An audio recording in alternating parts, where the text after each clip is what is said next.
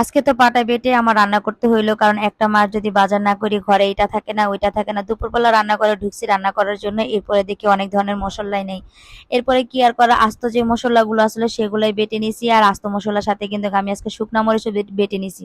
এরপরে দেখেন পাটায় বাটা মশলা দিয়ে রান্না করলে তরকারি কালারটা কত সুন্দর আসে, মানে মশলার কালারটা কত সুন্দর আসছে দেখছেন। আজকে কিন্তু মশলাটা আমি ভালো করে কষিয়ে নিতেছি, এই দেখেন কত সুন্দর একটা কালার আসছে আর অনেক সুন্দর ঘ্রাণ আসছে। পাটায় বাটা মশলা দিয়ে রান্না করলে তরকারির স্বাদও অনেক বেশি হয়। আর অনেকে তো এখনো পাটা বাটা মশলা দিয়ে রান্না করে, যেমন আমার আম্মু রান্না করে, আর আমি তো দেখেন একবারে রেডিমেড মশলা নিয়ে রান্না করি। এরপরে আজকে রান্না করতেছি কলিজা, ফ্যাপসা, গুদ্দা দিয়ে আলু দিয়ে রান্না করব। তো রান্নাঘরে ঢুকে দেখি অনেক ধরনের মশলা নাই, এরপরে বেটে নিলাম। এই যে দেখেন তরকারি কালারটা কত সুন্দর আসছে। আজকে এই কলিজার সাথে কিন্তু আমি পাতলা ডাল রান্না করে নিছি, ভর্তা করে নিছি। আজকে দুপুরে রান্নায় ছিল এগুলা। তো দেখেন কত সুন্দর করে রান্না করলাম। পাটায় বাটা মশলা দিয়ে রান্না করলে তরকারির স্বাদ এমনি তো দ্বিগুণ হয়ে যায়। অলসতার কারণে কিন্তু অনেক সময় রান্না করি না।